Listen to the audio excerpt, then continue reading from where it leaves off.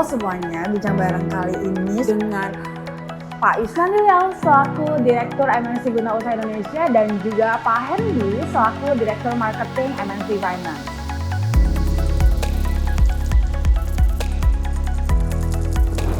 Nah, banyak banget nih yang pengen tahu sebenarnya MNC Guna Usaha Indonesia dan MNC Finance itu bedanya apa sih? Boleh dong dari Pak Is terlebih dahulu Pak. MNC Guna Usaha Indonesia ini apa sih Pak sebenarnya? Memang di MNC Group itu kita kebetulan punya dua perusahaan multifinance ya, satu MNC Finance, satunya MNC Guna Usaha Indonesia. Kita mempunyai segmen yang berbeda. Jadi kalau di MNC Guna Usaha Indonesia itu kita fokusnya pembiayaan kepada alat-alat produktif.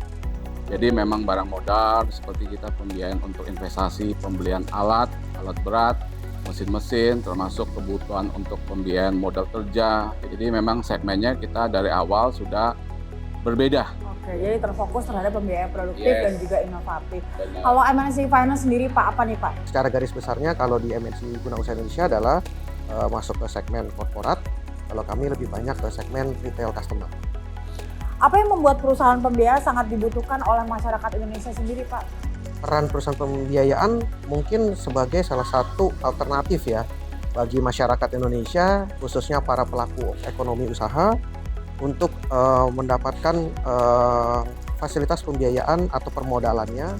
Ya, permodalan itu bisa digunakan untuk menambah modal kerja baik produktif ataupun bisa juga untuk digunakan konsumtif. Kalau dari Pak Yus sendiri Pak, bagaimana Pak peran perusahaan pembiayaan di Indonesia menurut Bapak Yus pribadi Pak?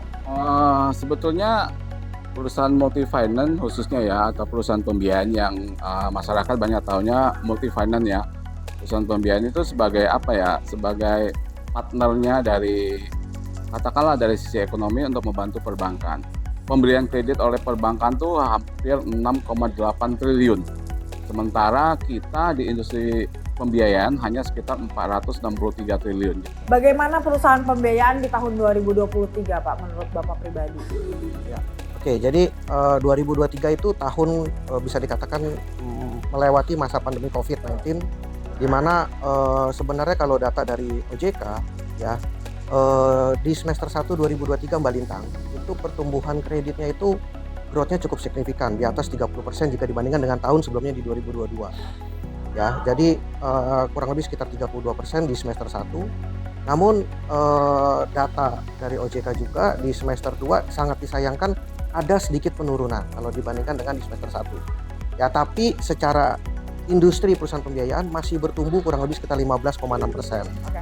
Bagaimana sih strategi perusahaan pembiayaan di tahun 2024 sendiri Pak? Kalau dari sisi segmen corporate ya, kita juga sedang menggalakkan untuk pembiayaan modal kerja jangka pendek.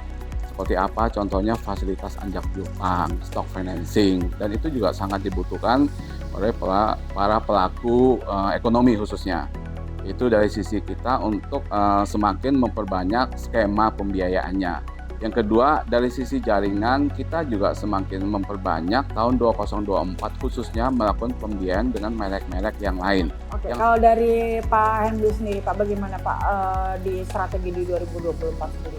Jadi kalau untuk kami di MNC Finance dalam menghadapi tahun 2024 kami sudah menyiapkan beberapa strategi ya.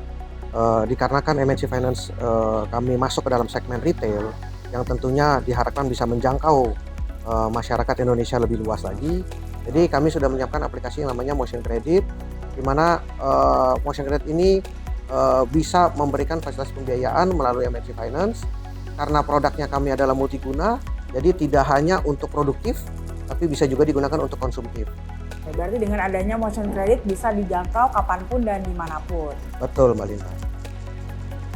Nah itu dia bincang bareng MNC Guna Usaha Indonesia bersama dengan Pak Yusnan Diliau selaku Direktur MNC Guna Usaha Indonesia dan Pak Hendy selaku Direktur Marketing MNC Finance. Sampai jumpa di bincang bareng MNC Guna Usaha Indonesia selanjutnya. Bye-bye.